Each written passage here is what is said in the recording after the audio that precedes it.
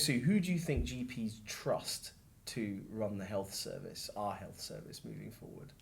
Well, interestingly, there was a poll carried out by GP Online, a professional publication, which suggested that the voting intention of GPs in the coming election has really reversed from what happened in 2017, and actually Liberal Democrats are coming out top of that poll of voting intentions, with 31% of GPs saying they vote Liberal Democrat, compared to 20% for Conservatives and 21% for Labour.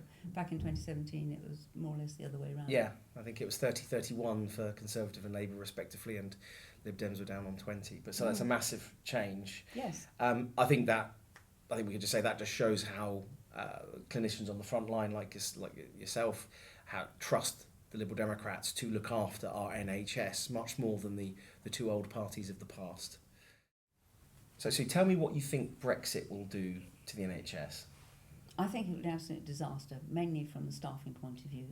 The staffing shortages in the NHS are acute, but also of quite long-standing now, and it's only going to be made worse by European doctors and nurses no longer wanting or feeling secure enough to stay working in the UK.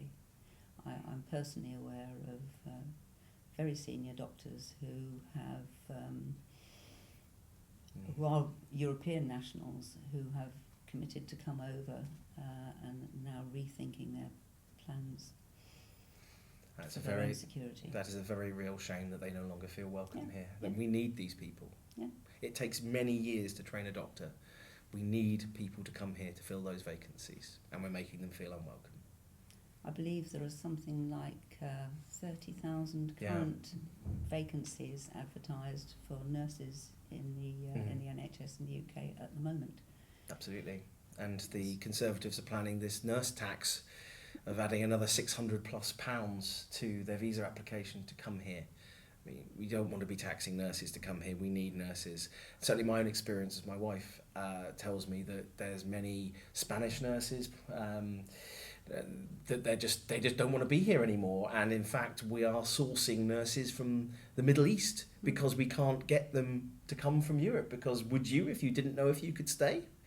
It makes no sense. No, it'll be a complete disaster for the NHS, and it's already on its knees. It's not as if it's got the capacity to cope with any further shortages. And just as we go into the peak time for the NHS, the winter pressures. Absolutely.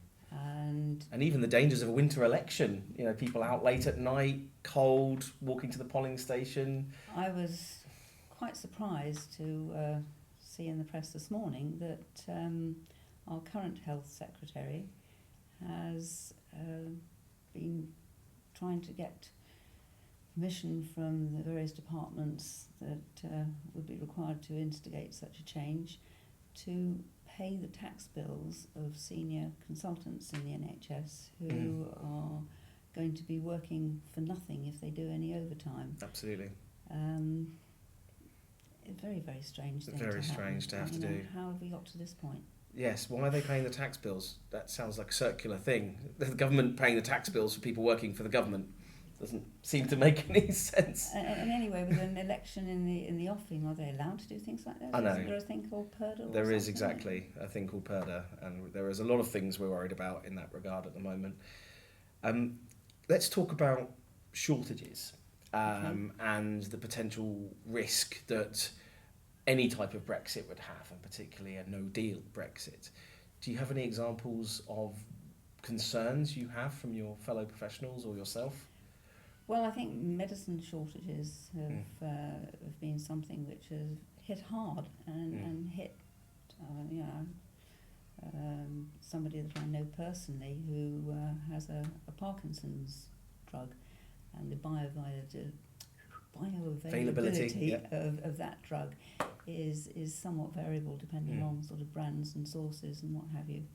And she can only get the basic model, if you like, at the moment. And so she's sort of keeps the nice ones, the ones that really, really work and make a difference to her movement disorder for special occasions during the year, because she just can't get more of the most effective drug. That's such a shame. And this is just one incident of... And there are many.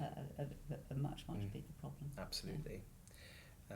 Yes, because we get a great many of our medicines from Europe, and any disruption to those supplies could be catastrophic for people. And it's not just about people potentially having their lives put at risk, it's about people dealing with chronic conditions like Parkinson's, like chronic pain, that could have their lives made a misery by any disruption to the supplies of those drugs. Is it really worth it?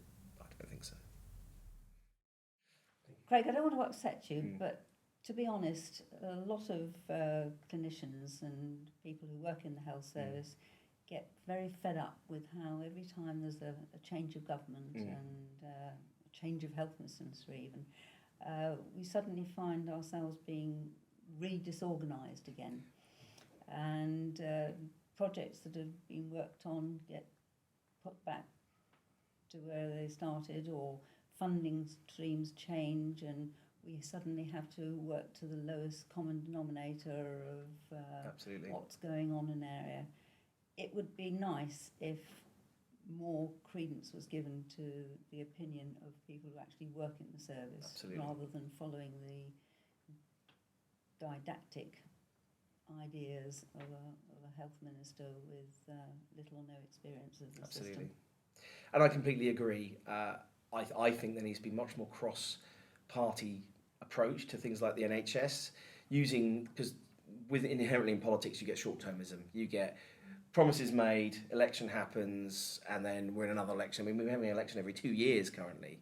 So I certainly agree with you that there needs to be more long-term plan that isn't messed with every election cycle, so that the clinicians like your colleagues know that there's stability, there's a plan that isn't just going to suddenly diverted as a result, and certainly getting more clinicians involved directly in the decision-making process rather than it being based on emotions and promises just at election time.